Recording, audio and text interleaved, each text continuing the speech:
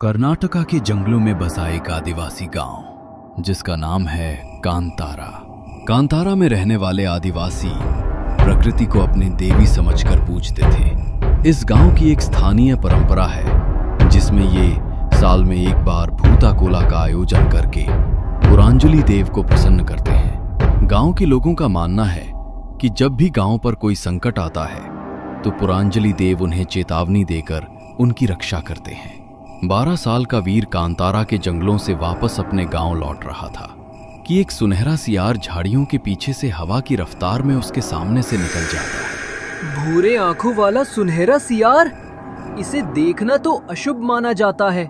तभी वीर की नजर कबीले के नायक बिल्ला के परिवार पर पड़ती है जो अपना सामान बांधे कांतारा से कहीं जा रहा था।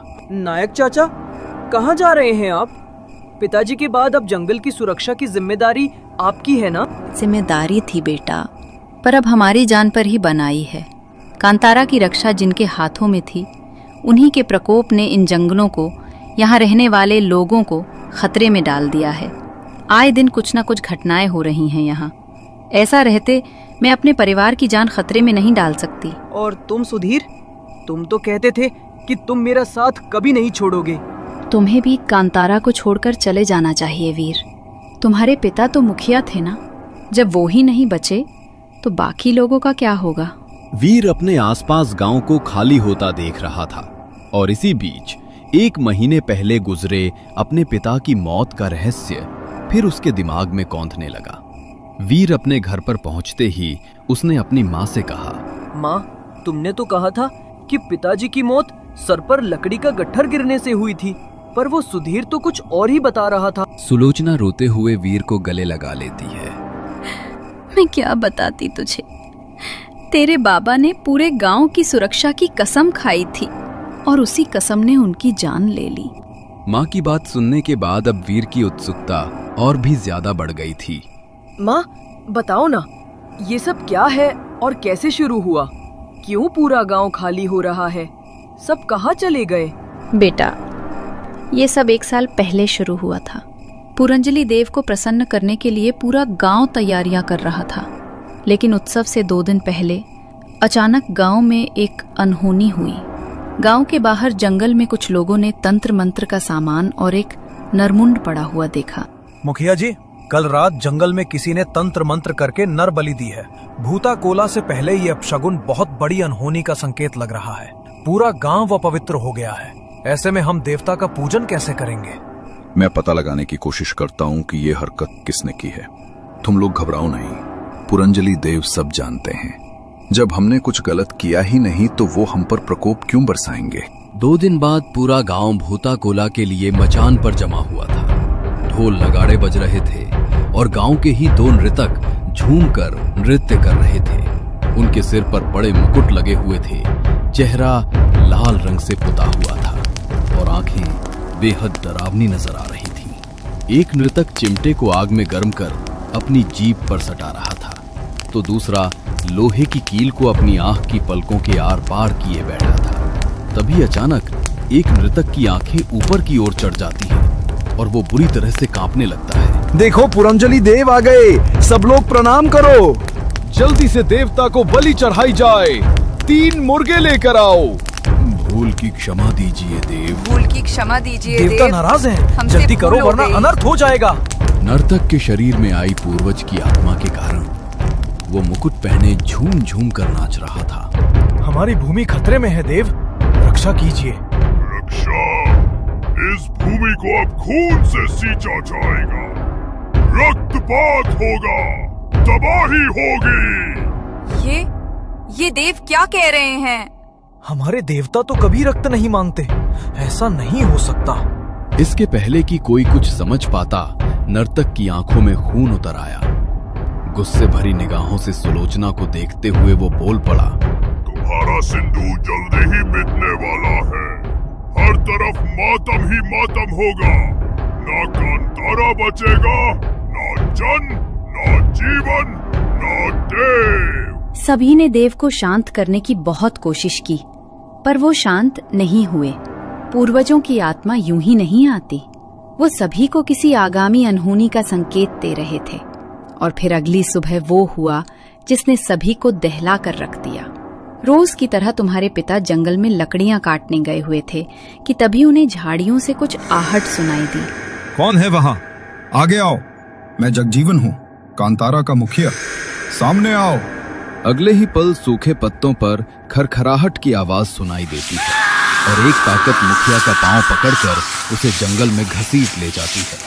अगले दिन बड़ी ही बेरहमी से मारा है, एक पूरा पैर उखाड़ कर ले गया। ये किसी इंसान का काम नहीं हो सकता। तो क्या कोई जानवर आकर मुखिया जी की जीभ और टांग उखाड़ ले गया? इस तरह कोई किसी को कैसे जख्मी कर सकता है? शरीर पर कहीं भी मांस की एक परत नहीं छोड़ी, छलनी छलनी कर दिया है। वीर अपने पिता को इस हालत में देखेगा तो खुद को संभाल नहीं पाएगा। मुझे लगता है हमें अंतिम संस्कार की तैयारियां शुरू कर देनी चाहिए भाभी। उस दिन के बाद एक एक करके लोग उस अज्ञात प्रेत का शिकार होने लगे। पता नहीं कौन है वह।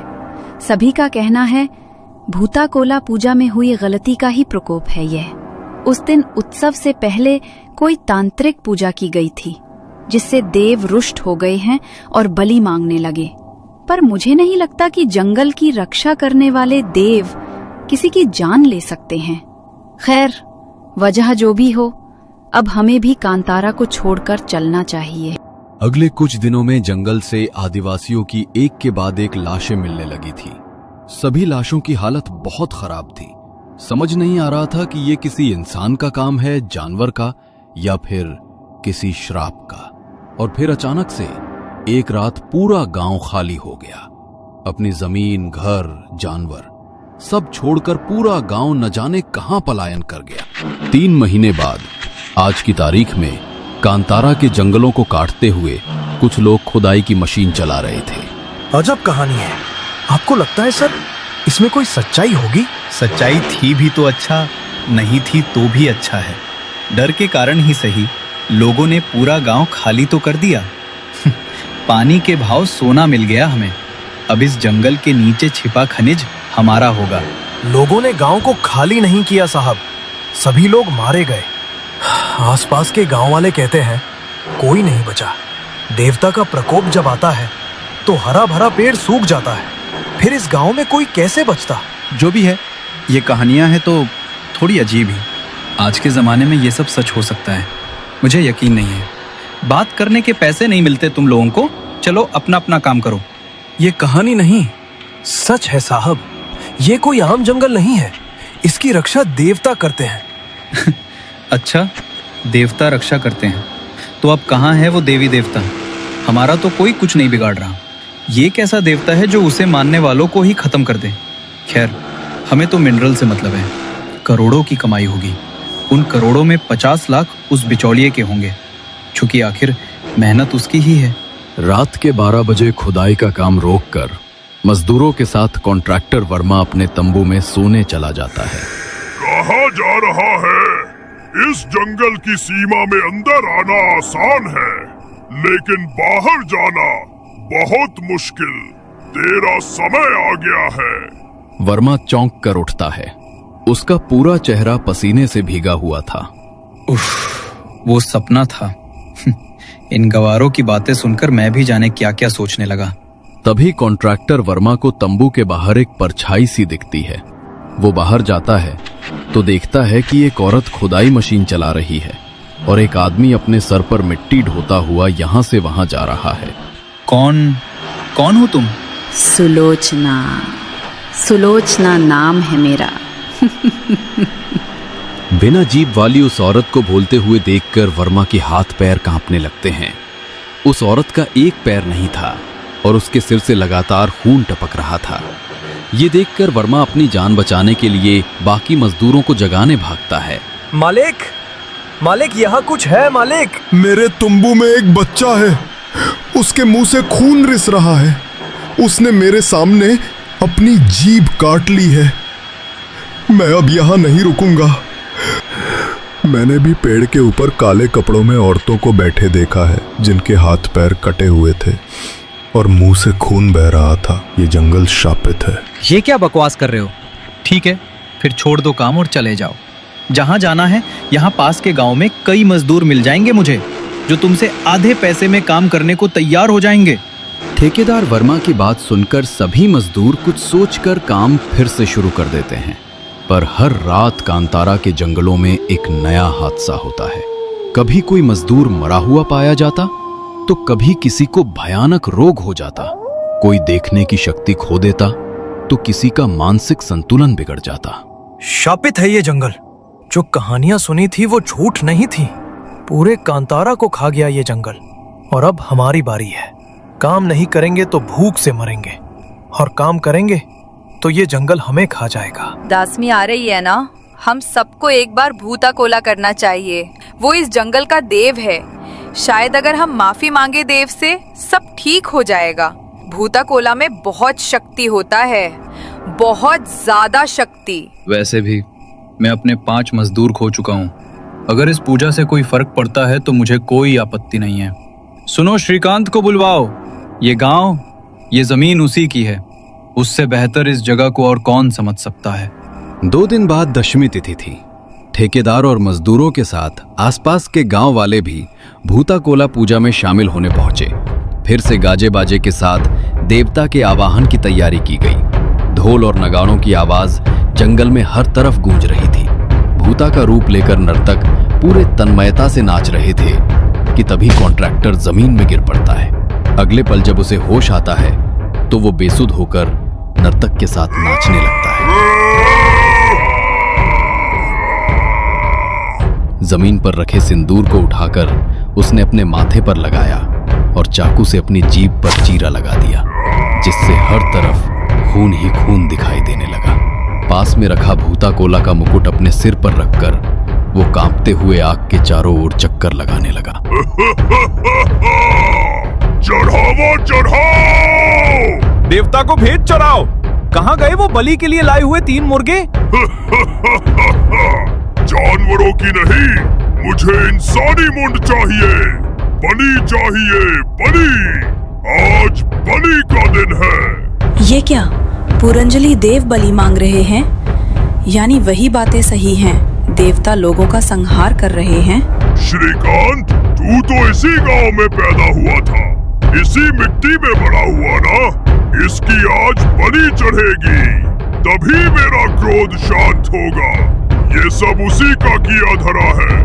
उसने खुद गांव के एक आदमी को मारकर पूरे गांव में अफवाह फैला दी कि तांत्रिक क्रिया के कारण भूत कोला अपवित्र हो गया और अब देवता का कहर बरसेगा। गांव के लोगों को मारने वाला यही दुष्ट है। देवता कभी अपने बच्चों का बुरा नहीं करते। उसने खुद एक एक करके गांव के लोगों को मारा और सबको यही लगा कि गांव पर श्राप है, इसलिए लोग भूत के कारण मर रहे हैं। ये अनपढ़ आदिवासी अपनी जमीन छोड़ने को तैयार नहीं है। कहते हैं जान दे देंगे, पर अपनी जमीन किसी को नहीं देंगे। ये सब उस मुखिया की पढ़ाई पट्टी है। कांतारा को जमीन नहीं, अपनी मां मानता है वो। अब उसकी प्यारी जनता अपनी जमीन के लिए जान देने को तैयार है तो जान ले ही लेते हैं। श्रीकांत ने सबसे पहले मुखिया को मारा और सभी के बीच ये बात फैला दी कि देव बलि ले रहे हैं। मेरी भूमि का सौदा करने वाला था तू। मेरे बच्चों को तरपाकर मारा है तूने। जिस कांतारा की जमीन को किसानों ने पसीने से सींचा था, उसे तुमने खून से सींचा है। अब मेरा क्रोध तेरी बलि से ही शांत होगा।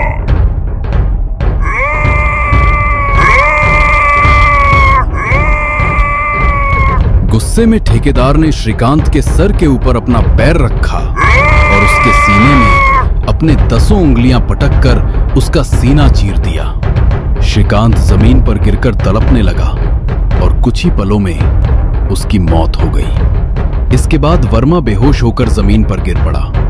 कुछ देर बाद जब उसे होश आया तो वो श्रीकांत को वहीं मरा हुआ देखकर सहम गया।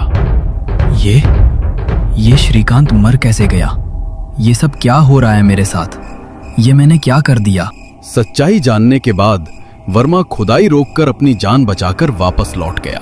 भूता कोला देव के आशीर्वाद से जंगल में भटक रही आत्माएं शांत हो गईं और गांव में फिर से लोगों का बसेरा शुरू हो गया। कहते हैं कि आज भी हर साल जंगल में भूता कोला का आयोजन होता है और गांव में बेमौत मारे गए सभी अतृप्त आत्माएं भी उस आयोजन में शामिल होने आती हैं। वे सब लोग जिन्होंने गांव के लिए अपनी जान दी, आज भी कांतारा की रक्षा के लिए जंगलों में अदृश्य रूप से तैनात हैं। इसलिए फिर कभी किसी ने जंगल में खुदाई करने के लिए पांव नहीं रखा।